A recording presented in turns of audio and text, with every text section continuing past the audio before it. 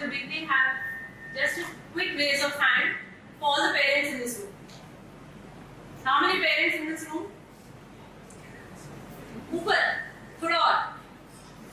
A good number of people are parents, and I assume that the ones who haven't raised their hands are either the children of these parents or are going to be parents soon. Brings me to the next part. I'll tell us few lines. When I finish, I want you to say whether you agree with me or you disagree with me. Parenting the children of today, children who have got selective listening skills. They'll hear only what they want to hear, and they'll reply in a way which will either make you angry, it will either make you laugh, or it will make you speechless.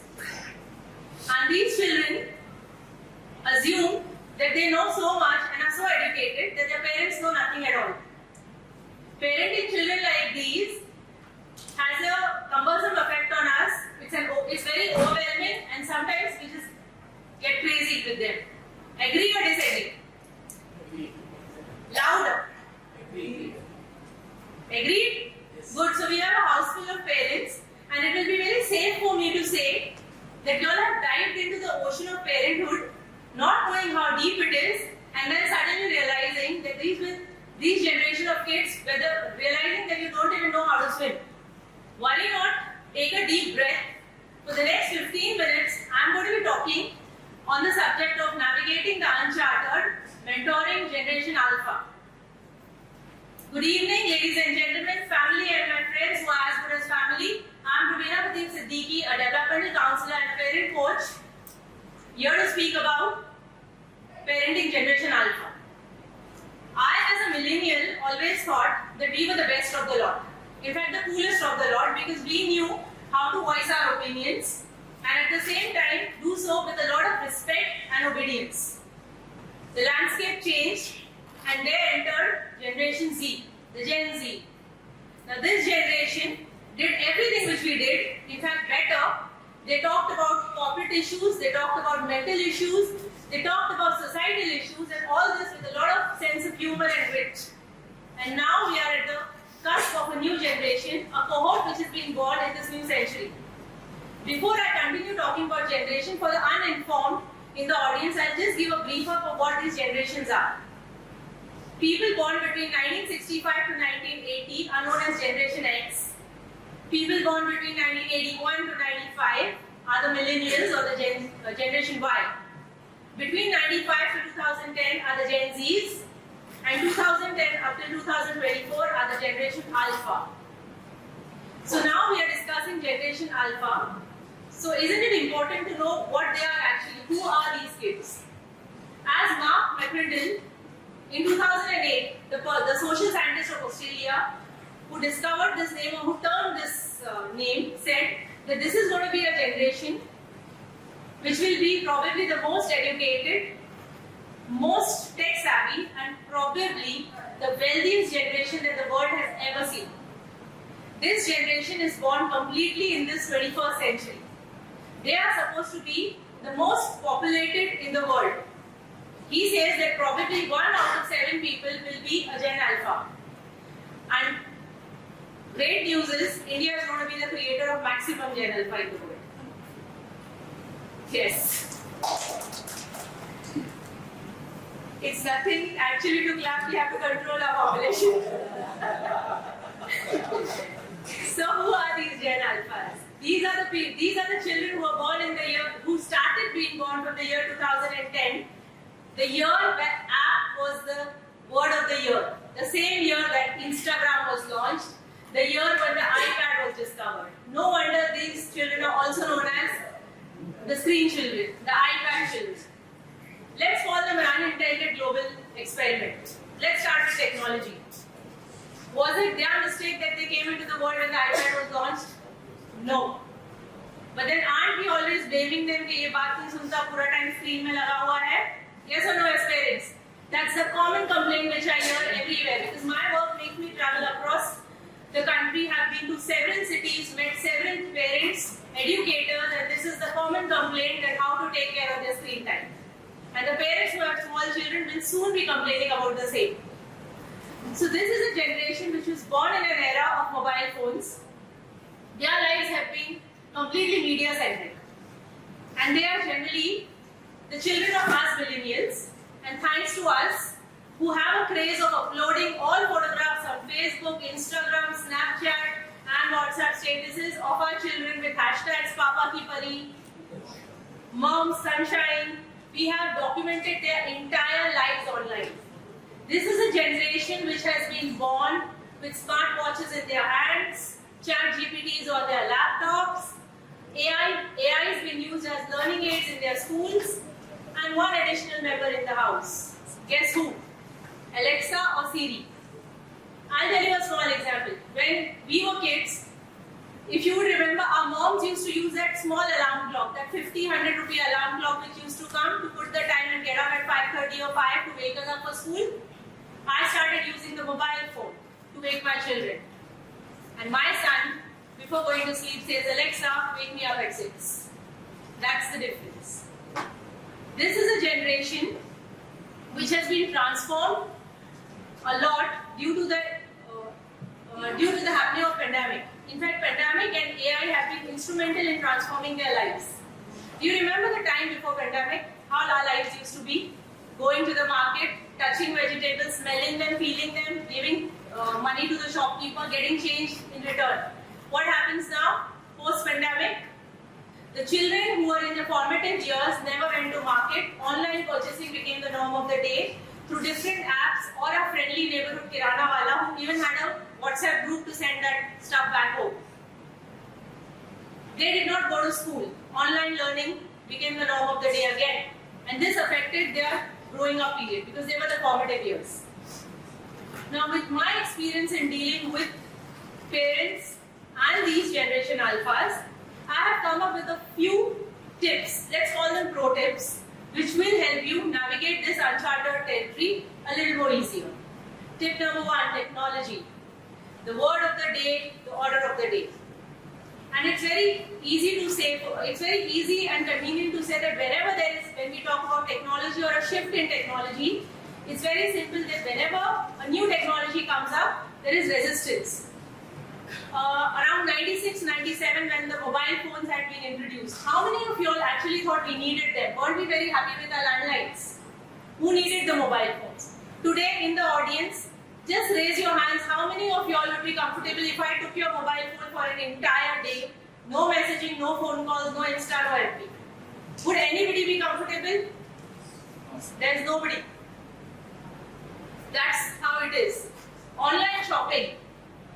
In the year 2000, did you think that you would be able to order a suit or a pant from any app on the thing without trying out the dress? Today we are doing it and doing it with a lot of comfort. That's how technology changed. And these children are the children born into this technology. Let me tell you one thing. The children of today are digital natives. They have embraced this technology. And we are the digital immigrants because we are the ones who have learned this technology and who have set it up for them. These children cannot be blamed for it. In fact, we as parents did not fight technology, but the best thing to do is embrace it. Embrace it like it's not a part of their life, it's the basic form and the fiber of their existence. And it cannot go back, it's only going to go forward. So what can we do as parents? As parents, what we need to do is monitor this technology. Make the digital spaces safe and secure for them. And how are you going to monitor? By drawing boundaries. Which brings me to pro tip number 2, boundaries. When we talk about boundaries, it's important. I'll share a little study with you. I mean, across internet, there are lots of research about screen time usages, and it says that children less than 2 years of age, if they are using screen for even 1 hour, it's going to affect their fine motor abilities. Preschoolers, if they use screen for more than 2 hours, that will get their fine learning abilities and pre-literacy rate will get affected. And teenagers who are using screen for more than 4 hours are bound to face mental health issues like depression, anxiety, to name a few. Isn't it a common sight at airports when the flight is taking off and the baby starts howling, the mother or the father starts playing some rant on the mobile phones? or the mother using the mobile phone to feed the infants in the house, it's a very common sight. Even if it's not your child, your chacha, mami, tai would be doing it certainly. So this needs to be validated. You need to set rules. And when you set rules for the mobile phone usage or screen usage, one very important thing which you need to understand is children learn more from what they see than what they hear. So when you tell your child that the mobile should not be used before 1 hour before going to bedtime, are you prepared to not touch your mobile phone before that? When you tell your teenager, I don't want passwords on your phone, I'm not saying that as adults you need not keep passwords, but are you prepared for an audit of your phone by your child, who you are talking to, what do you have on your phone? Follow the boundaries which you are setting for your child and make these boundaries collaborative. Because more the rules are collaborative, the chances of them being followed will be higher. The next pro tip, while setting boundaries, what you need to do is communicate. How many of you all actually talk to your children in the house? I want answers. How many of you all actually talk to your children in the house? Good to see a few hand raises. But when I am saying communication over here, okay, let me rephrase it. How many of you all communicate with your child? More hands have gone up. So you are communicating with the child by talking to them. And most of the time this talking is about do's and don't do's. It's about what you should do, where you should go, how you should listen to me. But what I am trying to tell you about communication is listening. How many of you all actually listen to the child? It's a very common phrase which is said कि आजकल के बच्चों को कुछ आता ही नहीं है. They are complete Google babies. I am a mother of two handsome boys. One of them is a Gen Z and the other is a Gen Alpha. And I'll give a disclaimer. I have been strictly warned by my son, my Alpha, I'll call him, that mom don't name me on the stage. मेरा नाम नहीं है ना, because it's going to be very cringe. Which brings me to the next thing, their lingo. When I say cringe, it does not mean cheap. In the Gen Z and Gen Alpha lingo, cringe means awkward or embarrassing. The next word, we used to say honesty. They say FR, for real. We are worried about income tax and GSTs. They are worried about phantom tax. Any idea what phantom tax is? It's food theft. He comes and says, Mom, my friend just had a phantom tax out of my pizza. He had a big chunk of my pizza. We used to say delusional, and we had a negative connotation to delusional, right? For them it's delulu, and delulu does not have any negative connotation. In fact, it means self-care, self-belief. Solution is salulu.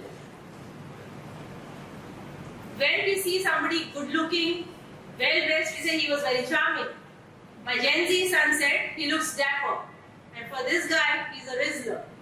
So their dialect, their lingo is very different. I'm not saying that we need to adapt the lingo, but at least we should try to understand what they are saying. It helps in breaking the communication barrier. In fact, very conveniently, we have adapted a bit of their lingo. How many of us use the word goat so comfortably? He's goat, greatest of all times. We are vibing most of the time. We have good vibes for people, we have bad vibes for people. Earlier we had relationship problems, now we have a red flag and a green flag. So see, we also have adapted from their lingo. Next is communicating, taking it further. When I said listen to your child, these children are so comfortable talking about various topics, whether it be social change, whether it be climatic change, political issues. Our children have got an opinion on everything thanks to their reading on Google. We'll cite another example for you. Just the other day, I took my Alpha for a Marvel movie and we were watching the movie. Suddenly, Deadpool turns behind and starts talking to the audience. He marks a statement. And my Alpha says, Mom, he just broke the fourth wall. And in the dark of the theater, I look at him and I wondered what he said. And he said, Mom, when somebody from the media turns and talks to you directly, it's breaking the fourth wall. And what followed next for the 1.5 hours, what explanations about what was telekinesis, what was teleporting, what was wormholes, and I, for one, who thought had a good command of the language, felt like a dinosaur in the park, outdated. This is the kind of communication skills that the children of today have. One very important thing which has changed over time is the family dynamics. Earlier we had families with additional grandparents to take care of our children, but now it's very common to see single parent childhood. When I say single parent, I don't mean a single mother or a child or a father. What I mean is only parents and children. But the positive of it is, with dual income families or with just mother and father in the household, our fathers have become a little more empowered. It's not a common sight to see fathers in the PTMs, which is a positive change. Otherwise, earlier, the duty of the father was only dropping and picking up the child from the school. But it's changed. Parents nowadays, that is us millennials, are openly talking about mental health issues. In fact, we are worried about mental health of our children. Earlier, when we were kids, hardly any of us would have issues like anxieties, exam stress, suicidal thoughts, depression. And in case if we had, there was only one solution for everything: attack. All anxiety disappeared. Everything was in place. We never felt depressed further.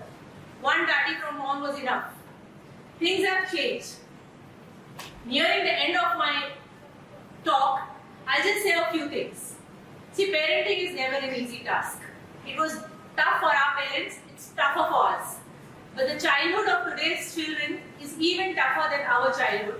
We had secure childhoods.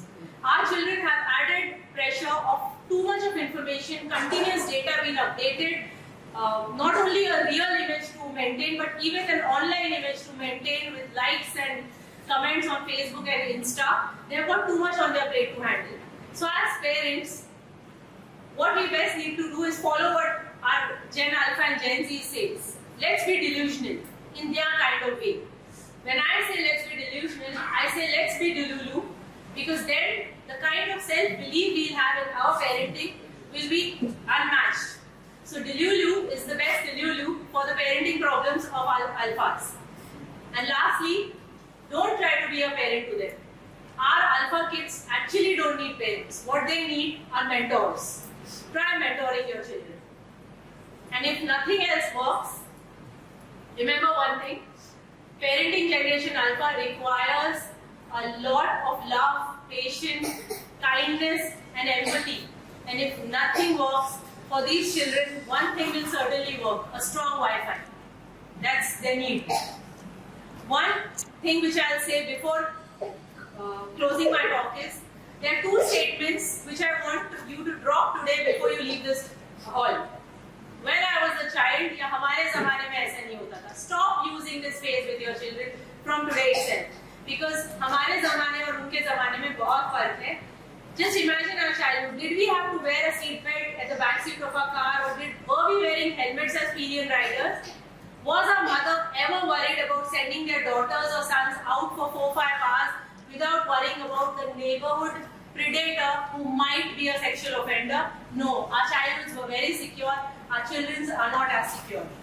So let's navigate this unknown territory comfortably, and while we are in this ride, a bumpy ride, let's enjoy this ride with our little musketeers, the tech savvy, the digitally swamped, the feisty young little monsters, the mini-me's, but the absolutely adorable generation alphas.